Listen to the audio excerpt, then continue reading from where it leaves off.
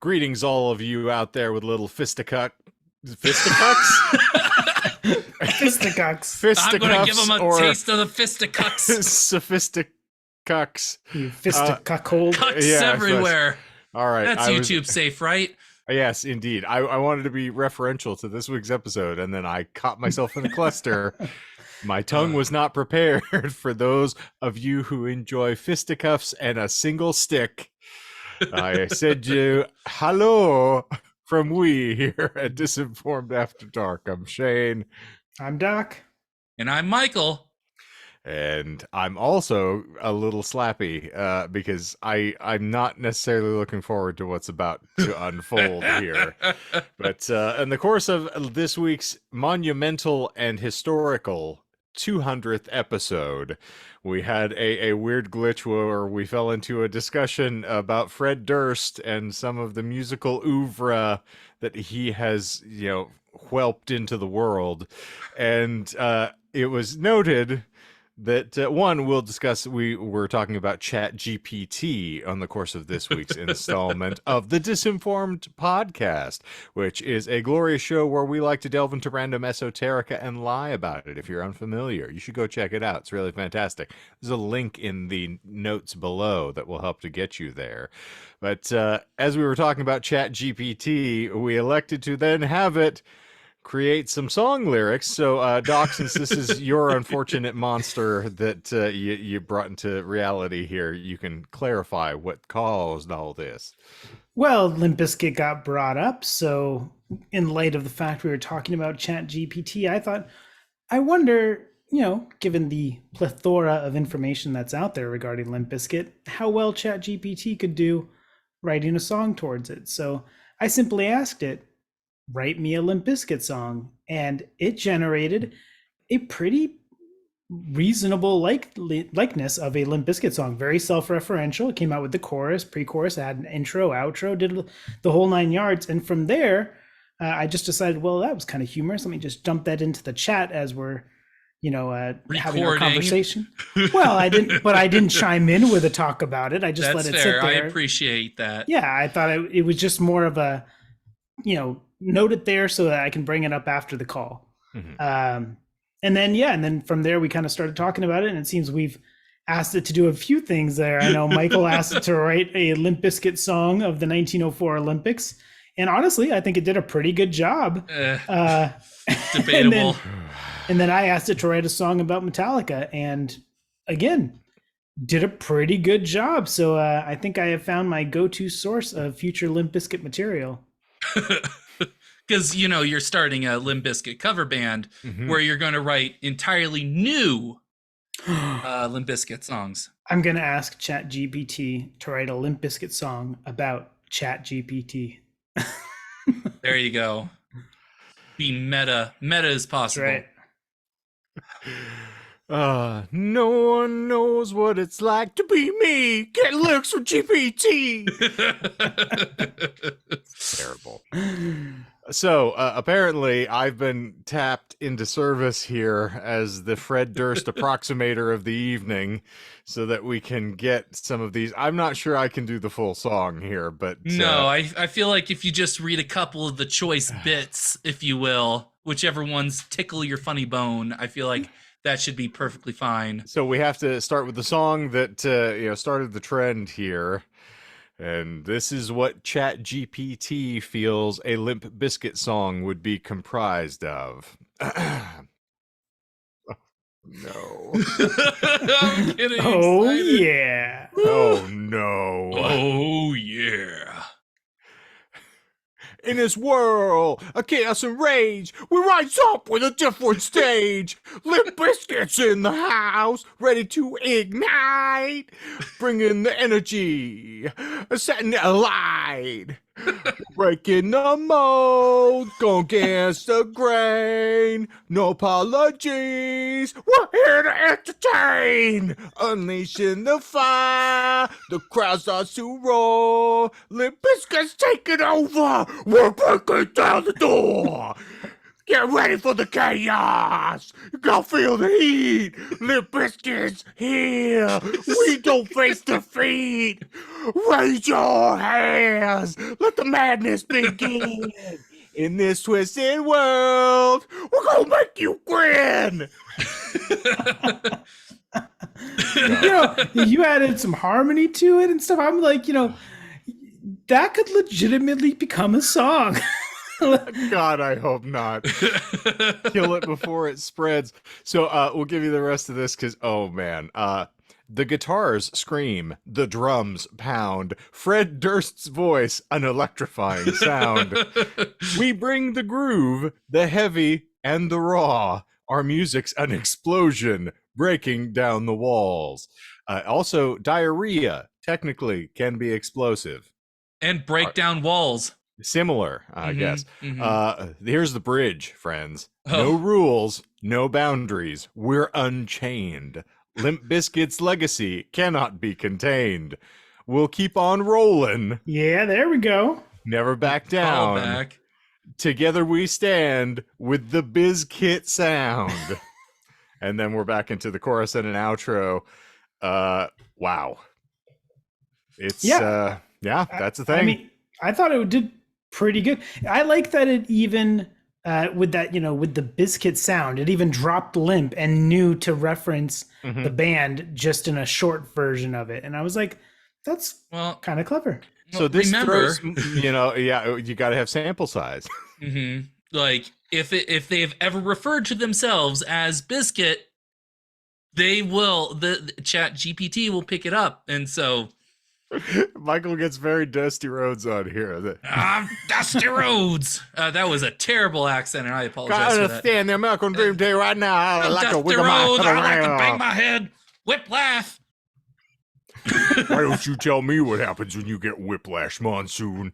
I need to find Monsoon. Monsoon is a real Gorilla wrestler. Monsoon. Gorilla Yeah. Monsoon. Yes. Okay. He is what the gorilla position is named after. Indeed. Okay. I'm not sure Michael has a goddamn clue what the gorilla position is. Bill, I haven't watched wrestling since like the mid '90s, so it's not like I would have any idea as to any context. The gorilla position specifically refers to a place directly behind the curtain where someone from the team will send the wrestlers out. The gorilla position sounds like it's a hold that you put somebody in, which is what I'm assuming Michael is thinking. Yes, I was like, okay, his trademark, like his finishing move, I presume, yes. Funnily enough, Gorilla Monsoon's finishing maneuver was the airplane spin, which has been much maligned and lampooned going forward, but that was considered a legitimate maneuver for a guy who was 6'7" and 400 pounds to just put a person on your shoulders and spin them around until they were so dizzy they couldn't move, and then drop them over and pin them. So that's fair. I mean, honestly, pretty technical, I would say. Hoisting up a guy like that is a lot of work. I mean, look at the torture rack. I mean, Lex Luger's move. But, I feel like the torture rack makes a little more sense insofar as you are the only person who's supposed to be doing damage. The airplane spin is like the both of you are spinning, regardless of the fact that you're the one who's holding the person. I feel like it's probably more work for you. If I had to spin someone with them on my shoulders, I would probably fall down first, just as a general run. But okay, am I reading the one about the land of the Olympians here? No, okay. I mean, like, as much as Doc thinks that it was well written, I disagree. So I think first of all, if Doc actually, you know what? If Doc likes it so much, I feel like he can choose to read it. Give us your Fred Durst I do not Olympians. I do not have a Fred Durst, but I would just say, like, so reading the first line, just wrap it. Yeah, I'm gonna wrap it. But in the land of Olympians, a tale unfolds where champions gather, their stories untold. In St. Louis in 1904, a battle of strength. Let the spirit soar. I'm like, so how do you not like that? It's a Limp Bizkit song. It's referencing 1904 Olympics, St. Louis. Not 1904, 1904. Okay, which is actually what we said on the episode. Exactly. So it's like a callback to the episode. It's pretty terrifying. Well done. Man, what if it already got that information? Just even though it's not on the internet, it's like 1904. It works. It hacked into the mainframe. Oh man. It's coming for you, kids. All right. Yeah. I will do this purely because I know it's Doc and you're. Oh, there's guitar solo indicated in this Yes, one. there is. So, Well, it makes sense if it's a marrying of Metallica and Limp Bizkit. How many freaking verses is this? It's like one, right? It's like a 7 minute. I didn't realize I had moved on into the arms of the angel again here. Oh so. yeah, I forgot. I asked Chat GPT to write a version of "In the Arms of an Angel," but as if written by Fred Durst.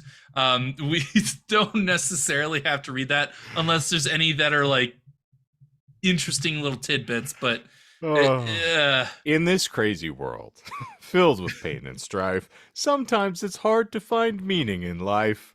But in the darkest hours, you're not alone. Together we'll face it. We'll find our own zone. Now, why are we finding a zone, Mr. Durst? That's what I need to know. Just clarify. This Chat GPT thing is a little. Well, he tells you earlier because he said, "Through all the chaos, a moment of release." Fred Durst here with a heartfelt plea: "Let my words bring solace. Let them set you free." Thanks, Fred Durst. Thanks. I also love it. Sounds like the start of like Sally Struthers asking for you to just spend $2 a month on a child in Ethiopia. Can you look at this child in the eyes? So this is Fred Durst talking about how you could get into the arms of an angel and find sanctuary. But a lot of pre-chorus on these. Oh, okay. So we're gonna go to the Metallica and Limp Bizkit fusion here as well, because I can't. The outro of the Arms of the Angel, though, I will throw in. Okay, yeah, and this song, and then we'll move on to the last one. So when the world feels heavy, like it's crashing down, know that I'm here with you all around. In the arms of an angel, we'll find our way. Together we'll rise and seize the day. Beautiful. Yeah, I'm crying. I want to donate to the ASPCA. I feel like the cover of Behind Blue Eyes is the only time he's ever tried to sing melodically. The rest of the time is just so. This feels like poetry written by like a 14-year-old that thinks it's like so deep, Yes. I'm 14 and this is deep. That is a subreddit. Oh, really? So yes. This one we are going to do in a full narrator voice here. Ooh, just perfect. Because, yes, I've had enough. Oh yeah, for the evening. But in a world of heavy riffs and roaring screams, two forces collide, breaking the seams. Metallica's might, Limp Bizkit's groove, a clash of styles. Let the madness ensue. Pre-chorus.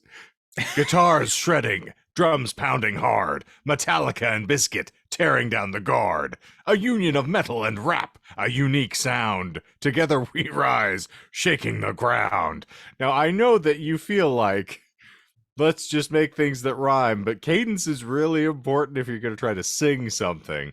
This might be lost on Chat GPT. And I will say, Together We Rise is in both the In the Arms of an Angel and this one. So kind of piercing, beyond the veil here with that. Indeed. So apparently Blue Chew has decided to sponsor Limp Bizkit to make sure that the limp is no longer part of the name. Hence, when we're just calling it Bizkit, this is after we've risen together. Every song you have to say Together We Rise with Blue Chew. Yep. Just pop one as you go before the verse. Oh.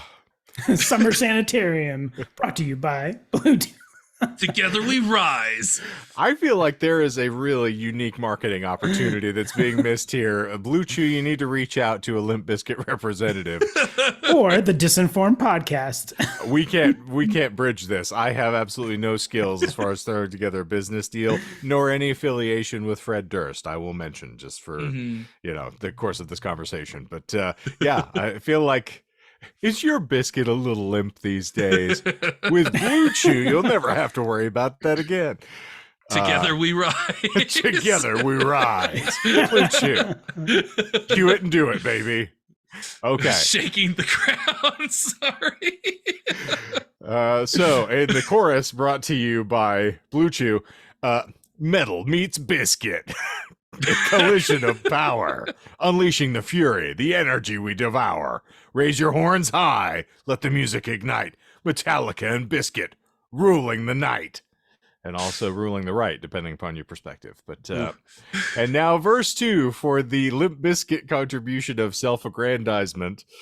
James Hetfield's vocals, a thunderous roar. Fred Durst's rhymes demanding even more. Even more what? What is it demanding? Even More more thunderous thunderous roar. roar. More thunderous Doesn't roar make I sense. disagree. from the I- crowd. When you sound like a nasal castrati, I don't think that it works. Wow! Compared to James Hetfield. I'm sorry, I couldn't say it. I couldn't. The Lord High Yarler, and then who can do these eyes? I don't think thunderous isn't the term I would use, but okay. Guitar solos soaring, breakneck speed, Limp Bizkit's groove, fulfilling our need. That's bluechew.com/limp. You may need to see a doctor. Sorry, before you continue, this reminds me of those like early AI generated art pictures where Yes. like if you stare at it, you like have glasses, you take them off, you go cross-eyed. It looks like a really good picture. But when you actually like start staring at pieces of it, you see hands coming out of nowhere, like misshapen faces that are like screaming in agony. And I feel like this is like, if you scan through it, yeah, it looks like a pretty good, like you could say like, maybe if they did a collab, it could come up something like this. I don't know why they ever would, but who knows? In an alternate reality multiverse theory, let's go for it. But then when you start reading like the little things like fulfilling our need, like It rhymes. together we rise. I'm going to say that you're looking at this from the quality of the song in general. And I'm going to look at it from a person who, when I was 13, was a huge Limp Bizkit fan. And so you're shitting on this as a, An objective observer. You're frowning upon this as a bad song, which could be the case. I'm not going to argue that. Oh, What I am going to say is it's a really good interpretation of a Limp Bizkit song. It's fair. It's very well done for what it's trying to do. So you just turned into Dave Meltzer as a perfect example of the genre. It's a 5-star song. Exactly. It's like, Okay. it's a bad song, yes, but it's a good Limp Bizkit interpretation. song. Yes, exactly. Okay, that's a good qualifier. So we're going to finish this out. Yeah. No boundaries, no limits to the sound. Metallica and Biscuit breaking new ground. Headbangers and rap fans side by side, united in music, together we ride. The metal That's right. meets Biscuit, a collision of power, unleashing the fury, the energy we devour. Raise your horns high, let the music ignite. Metallica and Biscuit rule the night. We have a breakdown, Yes. and I'm having a breakdown myself. So the song and I have reached a kismet cause, but a mosh pit frenzy, bodies collide. Metallica and Biscuit, the chaos amplified. Amplified. Guitar riffs chugging, bass rumbling deep, depending upon which Metallica album. Yeah, and not justice be for true. Jason. And justice for Jason. Thank you. The crowd united, the atmosphere steep. So the one thing I was meaning to say before we started rolling, which is what I'm going to bring into here, at least Chat GPT is not using the Limp Bizkit standby of rhyming the word with the exact same word. So at And least honestly, we've pulling avoided in that. amplified, like, Mhm. rhyming in amplified there, I'm like, hey, not terrible. It's got a Yep. better vocab than Fred. And so that's- at least we can disprove the concept that you can't just keep coming up with rhymes. They do it all the time. So we can skip the chorus again, but, Uh-huh, I just indeed. hopped into It's the- we me. had a guitar solo. We, Yes. we Oh, that's definitely true. have to. Yeah, can I Which, get your I mean- interpretation of the guitar solo, Shane? Willy wow. Willy wow. I almost want to ask Chat to do a guitar solo, but I feel like it'll just do tablature, and then I won't be able to be like, oh yeah, C4.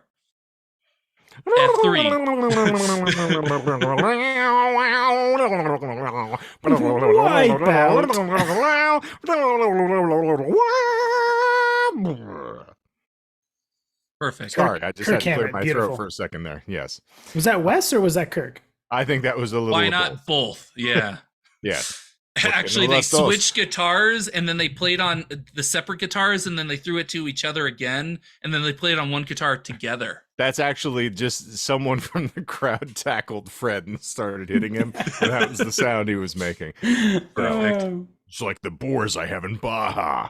But the outro, Metallica and Bizkit, a formidable force, bringing the noise with no remorse. The song is our anthem, a sonic delight. Together we rock, taking it to new heights. You know, honestly, right there too, like pretty good stuff here. Cause like, you know, in the early, yeah, we've had a reference to like Keep Rolling before. And now we've got a reference to No Remorse. So we've had a reference to Limp Bizkit's past. We've had a reference to Metallica's past. It's actually pretty good in terms of marrying the two worlds. Cause you know, you probably wouldn't recognize it, Michael, but like No Remorse is a Metallica song. Like okay. Thank you for the context. Now I understand. Because I had no idea why they were bringing the noise with no remorse. I just feel like I felt like they were just trying to get across the point that they didn't feel bad that they were working together. And so the fact that it was actually a musical reference to something in the past, like that makes a lot more sense to me, because I feel like if they're already collaborating to do a song together, why would they remorse on it? Why would they, have regret for it? Well, that's right. I mean, I'm just glad that they've hit the lights on this beautiful song. Kill them all. Is that a musical reference to a past Metallica song? Yes, because I didn't get it either. Okay, all right. Well, the horsemen are drawing near. Yeah, honestly, not terrible anyways. No, indeed. And much better than I would have anticipated for just giving it a single statement of write me a Metallica or a Limp Bizkit song about Metallica. Fun fact for those of you playing the home game, both of these bands were featured on the Mission Impossible 2 soundtrack. Correct, yeah. I Disappear by Metallica. And Take a Look Around. Yes. Yeah. Which I know the title of that song, which is as embarrassing as Doc admitting he's a fan. But at the tender age of 13. I can see it in his eyes. It's still there. $3 bill, y'all, and Significant Other. I still rock out to those every once in a while. They still slap. They got a great cover of Faith. Well, you got. Is that like in the arms of the angel of an angel? Like George Michael. Well, I guess it would be nice. Yeah, Michael does not know he's not from your planet, and he has never encountered your customs. I don't speak your language. I am the cone head of this podcast. But yes, I speak the language that many of your binary load lifters are programmed in. All right, that was delightful. I've survived. I haven't vomited my lungs up, so Fred Durst has left the call. I don't think so. In the arms of an angel. Look into these eyes. Okay. I'm a little South Central. I'm sorry. Not my intention. Moving on. So I think that is going to finally put the nail in this particular coffin, thankfully. And we're going to ride the lightning right on out of here. But we thank you all for being here as per usual. If you're interested in more of this nonsense, I assure you, I don't always do Fred Durst impressions, but when I do, they're always awful. And my Jesse Venturas are getting much better. I'm really refining most that. certainly. Yes. Come on. So we're going to get to the end of this thing. But if you want to examine more, there's plenty of it to be found. We release new episodes of our podcast every lovely Monday morning. We now hit episode 200.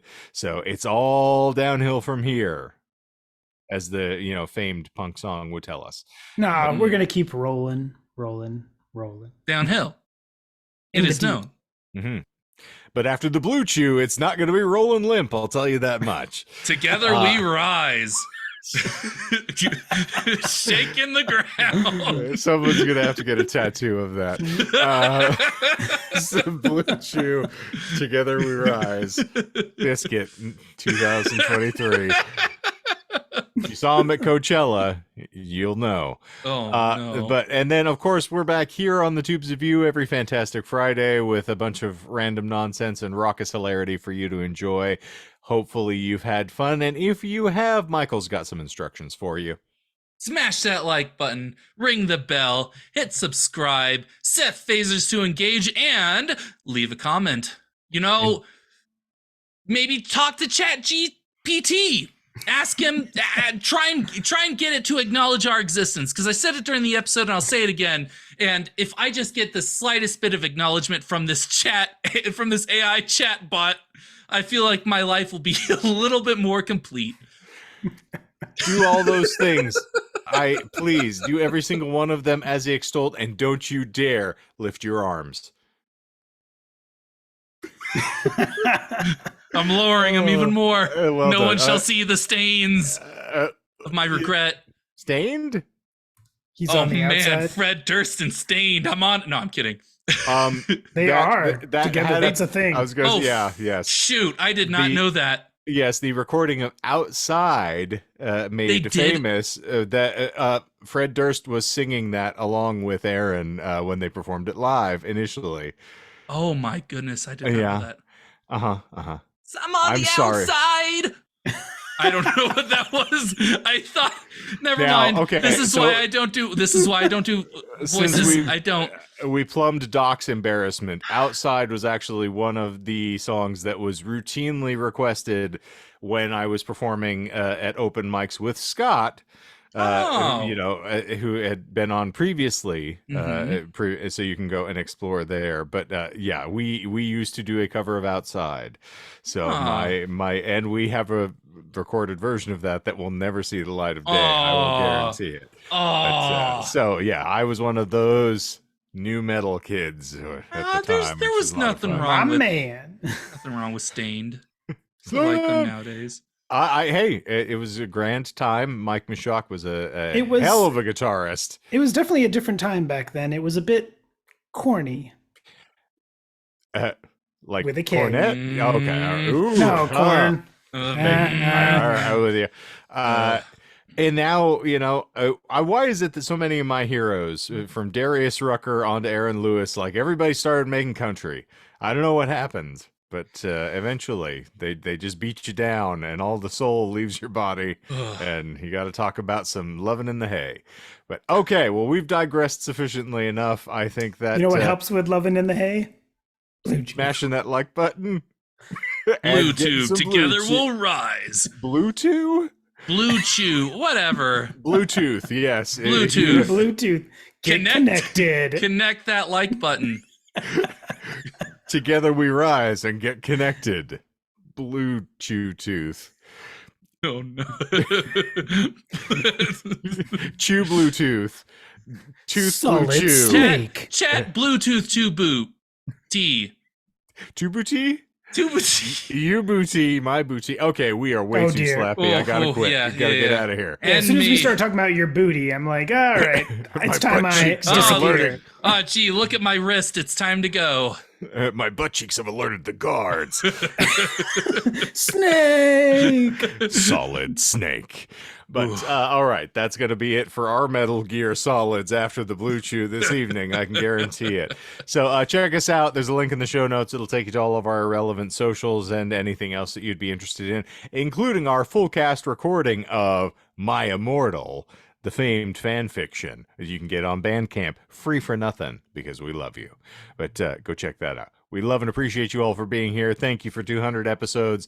It has been a delightful time. And also thank you for the astronomical amount of material. We're almost to 100 episodes here on YouTube with the After Darks alone. So it's been a journey. We're having a lot of fun. But thank you all for being here, and we will see you on the flip side. So for Disinformed After Dark this week, I am not Fred Durst. I am, in fact, Kenton Eldorado.